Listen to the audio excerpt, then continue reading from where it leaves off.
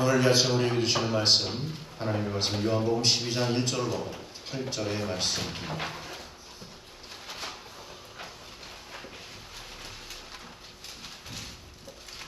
요한복음 12장 1절로 8절의 말씀. 다 같이 합독하겠습니다.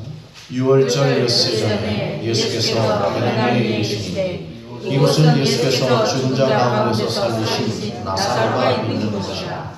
거기서 예수를 위하여 잔치할새 마리아는 일을 하고 나사로는 예수와 함께 앉은 자 중에 있더라. 마리아는 지극히 비싼 향유 곧 순전한 나드 한 그릇을 가져다가 예수의 발에 붓고 자기 머릿돌로 그의 발을 닦으니 향기 냄새가 집에 가득하다.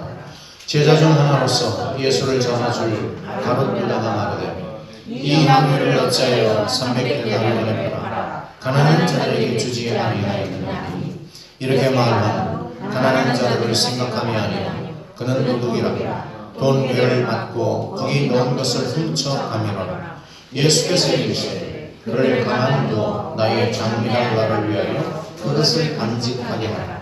가난한 자들은 항상 너희와 함께 있거니와 나는 항상 잊지 아니하리라 하시니라. 아멘. 네, 지난 한 주간은 정말 산불로 인해서 나라가 온 연기로 가득 찬 한 주간이었다. 강원도에서 불이 난 게 530헥타르라고 하는데 축구장이 무려 720개가 타버린 거. 제가 대충 따져보니까 정원 본동 1, 2, 3, 4동 이게 다 완전히 불에 타버린 면적입니다. 어마어마하죠. 그런데도 또 뭐 부산에서 또 다시 일어났고 부산에서만 또 다른 지역에서도 또 산불이 좀 나서 일부가 몇천 평, 몇만 평 이렇게 타버렸는데 정말 기도할 때다 이런 생각이 듭니다. 왜 이런 일들이 일어날까? 보편적인 사람들은 뭐 자연적 재해 또는 뭐 인재 뭐 이런 말을 씁니다. 물론 뭐 그럴 수 있죠. 사람이 참 부실해서 부주의해서 산불이 날 수도 있고 또 그런 일들이 일어날 수 있습니다. 그러면 우리가 그런 사건들을 그렇게 보고 말아야 될까? 그냥 그런 현상으로. 그렇다 그러면 우리가 예수를 믿는다라고 하는 것은 그럼 뭘까? 예수 믿는 것과 그런 일에 대한 어떤 현상에 대한 문제를 우리가 어떻게 이해를 해야 할까? 우리가 고민되는 부분입니다. 왜냐하면 우리가 예수를 믿는다라고 하는 것은 단지 성경의 어떤 그 사실로만 믿어지는 것이 아니기 때문입니다. 다시 말하면 내 삶 속에서 일어나는 어떤 현상적인 그 문제가 과연 하나님과 무관한 일들이냐라는 거예요. 산불이 하나님의 그 어떤 역사 속에서의 아무런 관계가 없고 그 산불이 나와 아무런 관계가 없느냐. 내가 불내지 않았기 때문에 나와 상관이 없는 거고 내 부모 형제가 다치지 않았으니까 아무 상관이 없는 거고 그런 문제가 아니죠. 이 전체적인 현상이라는 거예요. 그래서 성경이라고 하는 것은 어떤 한 부분적인 것을 이야기하지 않습니다. 제가 어저께 그 이단에 대한 책을 이렇게 보다가 갑자기 그 하나님의 교회라고 하는 뭐 우리 지역에도 하나 있죠. 그 교회에 대해서 이렇게 보다가 생각난 게 있어요. 야, 사람들의 그 무지몽매함이라고 하는 것이 이럴 때 쓰는 말이야. 이렇게 들어도 듣지 못하고 이렇게 보아도 깨닫지 못하는 이 무지함을 어떻게 이걸 참 말할 수 있을까? 그래서 영적인 무지함이라고 하는 것은 정말 무엇으로도 막을 수 없는 것이에요. 그래서 성경에 이름과 같이 사단은 운사자와 같이 두루 삼키를 자를 찾아다니고 또 영적인 그 무지함으로 인하여서 영적인 사로잡힘, 그 사로잡힘에서 해방되기 위한 몸부림이 우리가 얼마나 있어야 되느냐 하는 것을 다시 한번 깨닫게 됐습니다. 하나님의 교회는 원래 그 안식교에서 파생이 돼서 나온 사람입니다. 그래서 안식교에서 안산홍이라고 하는 사람이 1962년경에 나와서 하나의 교주화되어서 나왔습니다. 그리고 그 95년도에 안산홍이 죽으면서 어머니 그러니까 재혼한 여자인데 장길자라고 하는 사람, 그 사람이 부인이죠. 그 사람을 신격화했습니다. 그래서 신격화해서 지금은 어머니 하나님, 그때는 아버지 하나님, 지금은 이제 죽고 난 다음에는 어머니 하나님 이렇게 됐습니다. 근데 안산홍 씨는 지금 그 대전에 안장되어 있습니다. 대전 그 묘지. 근데도 불구하고 승천했다 이렇게 말합니다. 무덤에 묻혔는데 승천을 했다라고 하는 것을 그 사람들은 믿는다는 게 대단하잖아요. 네, 굉장히 대단합니다. 그러면 이 논리를 어떻게 전개를 하게 되냐면요. 안산홍은 남자고 장길자는 여자인데 어떻게 성경에 그러면 어머니 하나님이 어디에 있냐라고 할 때 태초에 하나님께서 천지를 창조하시고 마지막 날에 남자를 만들 때 뭐라고 그랬어요? 우리의 형상에 따라. 우리라고 하는 게 뭐예요? 단수예요, 복수예요? 복수죠. 그런데 나중에 여자를 만들었어요. 여자는 누구를 대상으로 했을까? 어머니 하나님을 대상으로 했어요. 어머니 하나님이 존재했다는 거죠. 원래. 그랬기 때문에 그 어머니 하나님을 통해서 여자가 생성되었다. 그래서 우리는 장길자가 어머니 하나님입니다. 그리고 구약 성경에 보면 엘로힘이라고 하는 것은 하나님의 능력, 하나님의 권능 이런 뜻을 이야기할 때 엘이라고 하는 뜻이 하나님이라는 뜻이에요. 하나님, 엘. 근데 이게 복수형이에요. 거가 남자와 여자, 어머니와 아버지의 복수형이 거기에 있는 거예요. 그렇기 때문에 우리는 장길자 어머니 하나님이라고 믿어야 됩니다. 근데 이게 얼마나 무식한 얘기냐면요. 어머니, 물론 걔네들은 그렇게 이야기하겠죠. 어머니라고 하는 개념이 남녀의 성적 개념이 아니다 이렇게 이야기할 겁니다만은 엘이라고 하는 뜻이 남녀 공용의 복수적 개념이 아니에요. 네? 성적 개념이 없단 말이에요. 엘은. 그래서 복수형을 쓰는데 이거는 삼위일체 하나님의 복수형을 쓰는 거예요. 그러니까 히브리 원어를 공부를 조금만 하면은 얼마든지 구별해낼 수 있는 문제예요. 근데 이 이단들의 특징은 뭐냐면 자신들의 치부가 드러날 만한 짓거리는 안 하죠. 그래서 예를 들어서 박옥수 같은 경우에는 구원파죠. 그 사람들은 한번 내가 예수를 영접하게 돼서 죄가 없다라고 한 이후에는 죄가 없는 거예요. 그래서 주기도문을 외우지 않습니다. 왜 주기도문을 안 외워요? 우리 죄를 용서해 주시고. 아니 이미 죄사함을 받았는데 무슨 죄를 또 용서함을 받냐? 그렇기 때문에 구원파는 한번 구원받은 그 기쁜 소식을 가지고 살아가는 거예요. 그렇기 때문에 나는 거룩한 사람이고 의인이에요. 근데 의인이 무슨 죄를 지어? 우리는 죄가 없어. 그래서 기쁜 소식이야. 그래서 박옥수가 항상 전하는 게 기쁜 소식이라는 거예요. 그래서 요즘에 한 2달 됐나요? 박옥수가 보내는 책이 한두 권씩 옵니다. 매달. 맨 처음에 저도 뭔지도 몰랐어요. 뜯어봤더니 그 내용이에요. 그래서 지금은 아예 그냥 우체통에서 바로 쓰레기통으로 갑니다. 네, 가치가 없는 거라서. 그러니까 이단들은 그런 거예요. 자기가 봐야 할 하나의 단어의 맹목적으로 그 단어에 치중해서 그 단어를 가지고 이야기를 합니다.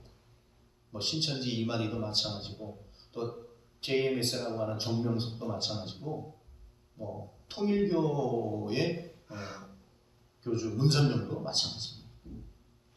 웃기잖아요.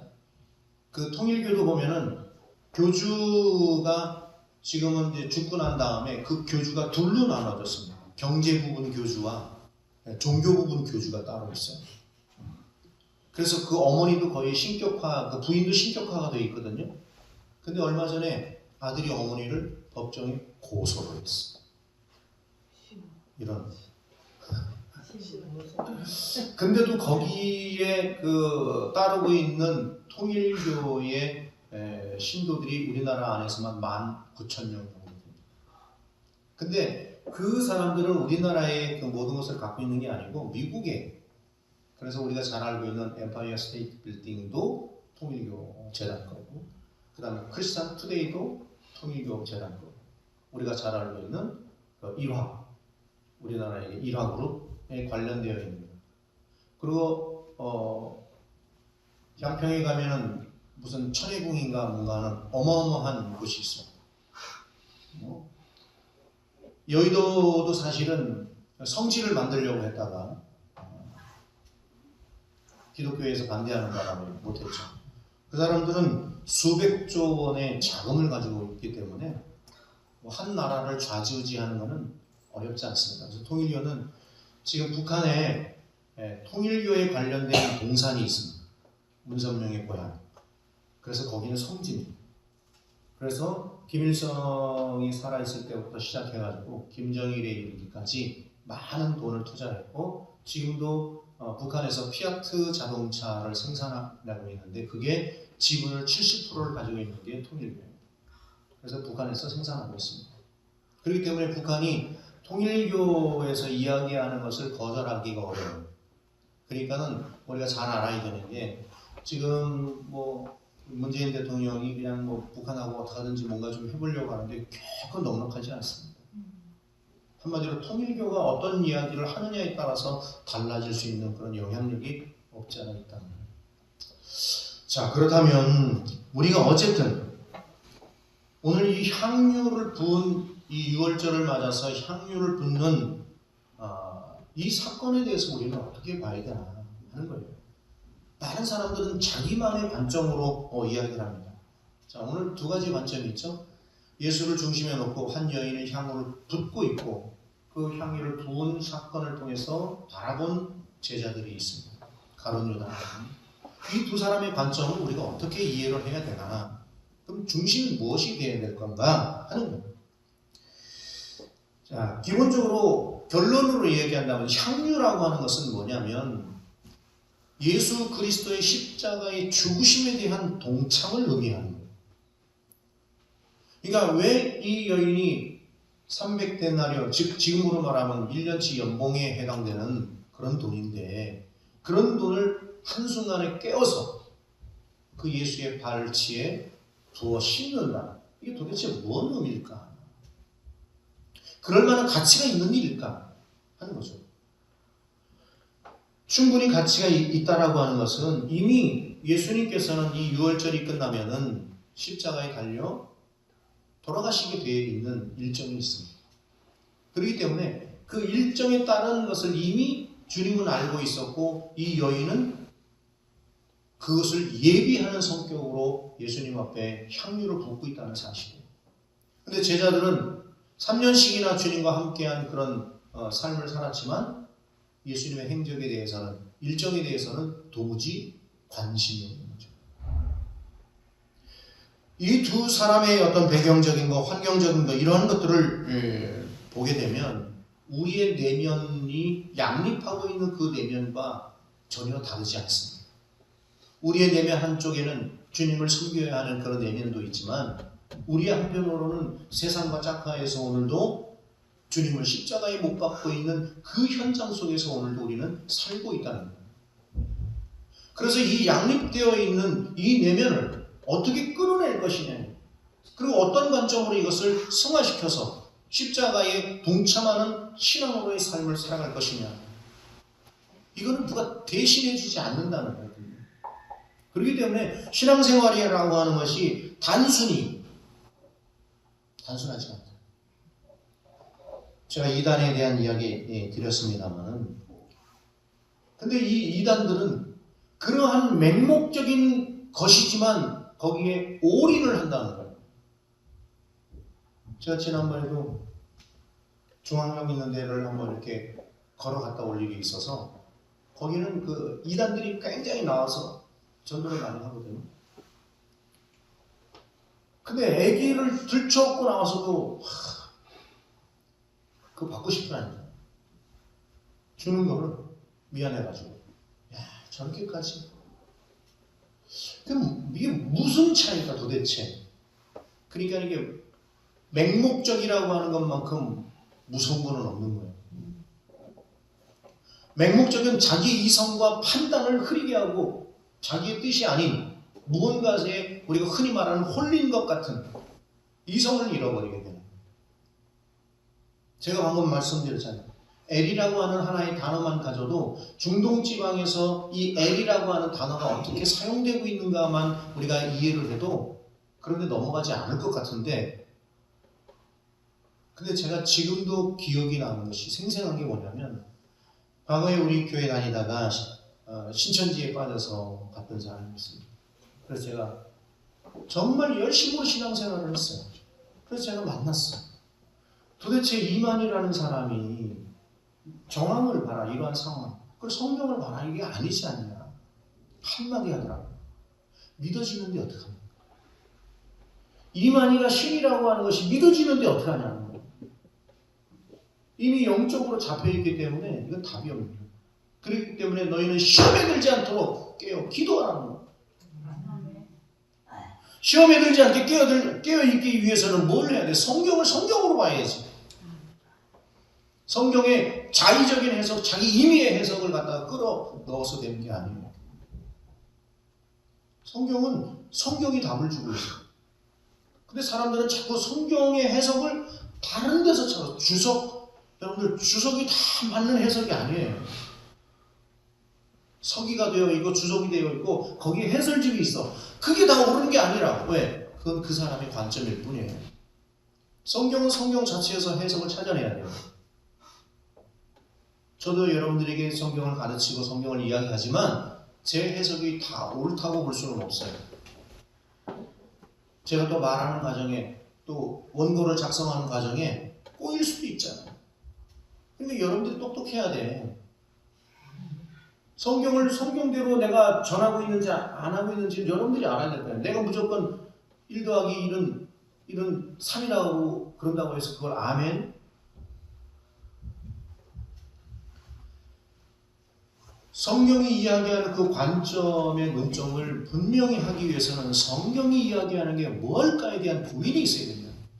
오늘 왜 향유를 깨트린 여자가 있는가 하면 그 향유를 팔아야 된다라고 하는 사람이 있느냐 이거예요. 왜? 그럼 여러분들이 봤을 때는 어떤 게 옳다고 보느냐.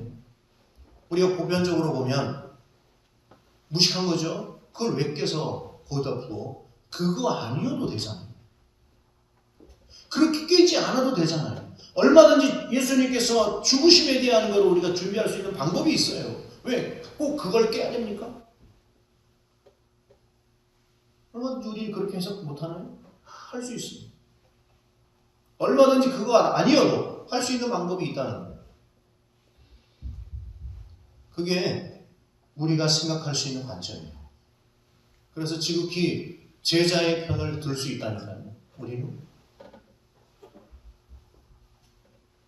그러면 물어봅시다. 300데나리온 받아가지고 뭐 할 건데? 가난한 사람을 돕고 불안 이웃에게 뭔가를 제공을 해주고 그래서 그것이 곧 예수와 동참하는 삶이에요. 그래서 마지막 8절에 뭐라고 해요? 가난한 사람들은 너희와 함께 있을 것이다. 우리에게 맡겨진 이 사명을 이야기하고 있지만 결국은 기본적인 우리 중심이 어디에 있느냐. 이 여인이 깨트린 이 사건에 대해서는 십자가라고 하는 것과 투영된 것을 이야기하는 거예요. 십자가. 근데 제자는 십자가로의 투영이 아니라 인간적이고 물질적인 것으로 분리해냈다는 것이 문제가 있는 거예요. 분리해낼 게 아니고 내 삶을 어떻게 십자가로 투영시켜서 나를 볼 것이냐. 어떻게 십자가에 투영시킬 거야 나를. 그래서 그 십자가에 나도 못 박힘에 대한 것을 투영시켜야만이 예수 그리스도의 십자가가 의미가 있는 것이지 거기에서 분리해내는 것은 의미가 없는 것이죠. 그럼 내가 예수를 믿을 필요도 없는 것이죠. 그렇기 때문에 하나님을 향한 이 향유를 통해서 예수 그리스도의 십자가의 준비, 그 준비를 통해서 동참되어지는 거죠. 그 동참을 통해서 십자가로의 투영이 되는 거예요. 그러니까 내 삶에서 주님의 삶으로 내 삶의 이동이 있어야 된다는 거예요. 그렇기 때문에 내가 가지고 있는 모든 기득권적인 그러한 삶의 자리를 다 벗어 던져내야 된다. 근데 우리는 항상 어떤 것에 관점이 있어요? 사람들의 반응. 그 주변에 대한 반응이 더 크게 느껴지는 것이고, 예수 그리스도의 십자가는 큰 의미를 두지 않죠. 오늘도 예수님과 함께 모인 이 자리가 그런 자리예요. 막 기쁘게 떠들고 유월절 만찬을 즐기는 것 같은 그런 배단이라고 하는 것은 이게 두 가지 복선이 깔려 있는 것입니다. 죽은 나사로가 살아난. 그런가 하면 예수 그리스도의 십자가의 죽음이 모이된 것이 바로 이 배단이에요. 다시 말하면 예수 그리스도의 죽음과 부활의 복선이 깔려 있는 것이 바로 배단이에요. 그럼 이걸 어떻게 우리가 볼 거냐면, 예수님의 죽음과 부활이라고 하는 것은 지극히 그리스도의 사관, 그 사관을 통해서 우리는 십자가가 무엇인가에 대한 의미를 다시 새기고, 그 십자가를 통해서 나는 어떻게 삶을 살아내야 할 것인가에 대한 내 결론을 만들어내지 못하면 날마다 우리는 그냥 쳇바퀴 돌아가는 거고, 이런 이단들이 전하는 그 말에 귀가 솔깃해지는 거예요. 한 가지예요. 우리는 십자가, 예수 그리스도의 십자가에 나를 어떻게 투영시켜서 접목할 거냐, 거기에서 그리스도를 어떻게 내가 수용시킬 것이냐 하는 그 문제, 그리고 그 수용을 통해서 내가 내 삶의 자리를 어떻게 살아낼 것이냐. 늘 말씀드리지만 즐거운 일이 있어서 즐거운 거는 누군들 못하는 거예요. 기쁠 것이 있어서 기쁜 사람, 예수 안 믿는 사람도 즐거운 일에는 박수치고 박장대소하고 웃어요. 감사할 것 있는 거, 예수 안 믿는 사람들도 얼마든지 감사할 것이 지천에 널려 있고 깔려 있어요. 그럼 그들과 나는 뭐가 다르냐? 뭔가 달라야 되지 않나요? 예수 믿는 나는 뭔가 달라야 되지 않나요? 그러면 십자가는 나에게 뭐냐는 거예요. 십자가가 준 그 은혜라고 하는 것이 뭐냐는 거예요. 그것으로부터 내가 투영되고 내가 조명되어야만이 오늘의 내 삶의 현장을 되돌아볼 수 있고, 삶의 현장에서 오는 것들을 우리가 맞닥뜨릴 수 있는. 그렇지 않으면 날마다 부정할 수밖에 없는 거죠. 왜? 야, 그걸 왜 파냐? 왜 그것도 깨냐? 팔아가지고 가난한 사람들한테 주든가 하지? 그걸 왜 그렇게 해? 그거 아니어도 되는데. 날마다 내 삶은 부정으로 이야기할 수밖에 없어요. 왜? 내 마음에 드는 게 세상에 얼마나 있습니까? 내가 만족할 만한 것들을 여러분들이 나에게 얼마나 채워줄 수 있어요? 네? 뒤집으면 여러분들이 만족할 만한 것을 이 세상에 무엇을 얼마나 채워줄 것 같으냐? 돈만 많으면, 그러다 병 걸리면, 병원 가면, 병원에서 못 고치면, 죽으면 돼? 큰 인생을 왜 사? 어차피 인간이라고 하는 것은 태어남과 감이 분명히 있긴 있습니다. 그러나 그 어떤 누구도 의미 없는 삶은 없어요. 태어나자마자 죽은 아이도 나름의 그 의미가 있는 거예요. 우리가 그 선한 끝까지는 알 수 없지만, 그러나 어쨌든 인간은 80이라고 하는 기본적인 삶을 살다 갑니다. 근데 그 80년이라고 하는 세월이 의미가 없어요? 의미가 있지. 왜 의미가 없습니까? 내가 살아내야 할 의미가 있는 거예요. 그러나 그 의미를 찾아내지 못하는 것은 자신의 능력이죠. 내 능력을 극대화시켜야만이 내가 오늘을 살아내는 의미를 발견하게 되는 것이고, 그 의미를 통해서 내 삶이 좀 더 보다 윤택하고 복되게 살아갈 수 있는 것이죠. 근데 그거는 누군가가 이렇게 밀어줘서 되는 게 아니랍니다. 내가 찾아내려고 해야 되고, 발견해내려고 노력해야 되고, 땀을 흘리는 그런 수고가 있어야만이 얻을 수 있는 영광인 거예요. 근데 세상 사람들과 일반적인 사람들과 예수를 믿지 않는 사람들과 다른 점은 내 삶의 자리가 어떠하든지 간에 그 안에서 오늘도 즐거움을 찾아낼 수 있어야 되고 기뻐할 수 있어야 되고 감사함이 넘쳐야 된다. 아멘. 왜? 나는 구원받은 사람이야. 아멘. 그러니까 내 삶이 오늘도 즐거워야 돼. 왜? 내가 지금 당장 경제적으로 아니면 어떤 환경적으로 어떤 무엇 때문에 고통스럽고 어려움이 있을지라도 지난번에 누가 그렇다 그랬잖아요. 돌아가실 때쯤 되니까 유언을 하라. 유언을 뭐하러 하냐? 좀 있으면 천국에서 만날 텐데 우리는 그런 믿음이 있어야 된다는 거예요. 지금 내 삶이 건강함이 있고 어려움이 있다 할지라도 즐겁지 않을 일이 뭐가 있나요? 그것 때문에? 그럼 내가 받은 구원이라고 하는 것은 그것보다도 내가 값이 싼 거예요? 아니잖아요. 그런데 내가 왜 즐겁지 않아요? 내 삶은 항상 즐거움의 삶이고 기쁨의 삶이고 감사의 삶이고 그렇기 때문에 내 삶의 자리에서 오는 그런 환경의 어려움, 여러 가지 조건의 어려움은 내가 극복해내야 할 내 책임입니다. 내가 극복해내야 돼. 누가 극복하겠어요? 요즘 우리 딸내미가 살 뺀다고 난리야. 저건 내가 빼란다고 빼겠어요? 지가 뺄 의지가 있으니까 빼는 거야. 그렇잖아요? 삶의 환경이라고 하는 것은 아무리 어떤 조건이 있어도 지가 하기 싫으면 그만인 거예요. 조건 때문에 동기는 될 수 있을지 모르죠. 그러나 그 동기라고 하는 조건이 그것을 행하게 하는 것에 대해서 차지하는 비중은 그리 크지 않아요. 그런 것처럼 내 삶의 자리에서 맞닥뜨려진 그 일을 우리가 감당해내고 이겨내는 방법은 한 가지밖에 없는 거예요. 예수 그리스도의 십자가의 죽으심. 그 죽으심에 대해서 나는 동참하느냐 안 하느냐. 그래서 빌립보서 3장 4절로 그 이하에 보게 되면 바울은 그렇게 얘기합니다. 나는 내가 가진 모든 기득권을 배설물로 여겼다니까. 배설물. 이때 이 바울이라고 하는 사람은 예수를 막 만났던 그 시점이 아니에요. 이미 자신이 가지고 있던 모든 능력이 있었던 그런 때입니다. 근데 그런 모든 것들을 예수로 인한 그것에 견주었을 때에 그것은 배설물에 지나지 않더라는 거예요. 그럼 바울이 갖고 있었던 것이 결코 간과할 만한 그런 작은 것에 지나지 않았습니까? 아니잖아요.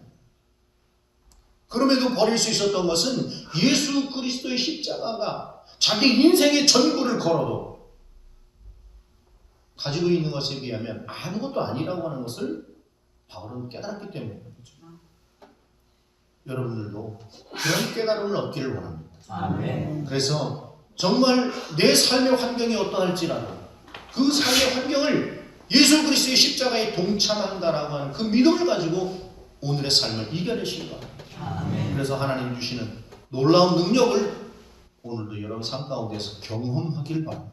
아멘. 그래서 하나님께서 오늘도 복된 자리, 은혜의 자리로 그 삶의 자리가 환경이 바뀌어서 하나님의 귀한 쓰임을 얻는 그런 관점으로의 변화를 이루시기를 주님으로 축원합니다. 거룩하신 아버지 하나님 감사합니다. 오늘도 아버지 하나님 우리의 삶을 주장하시고 인도하여 주셔서 향유를 깨는 이 여인의 관점을 통해서 예수 그리스도의 십자가에 동참될 수 있는 진정한 자신의 비움을 이루어가는 이 여인과 같은 그 믿음으로 우리의 삶이 승리할 수 있도록 주여 도와 주옵소서. 감사드리고 예수님의 이름으로 기도합니다.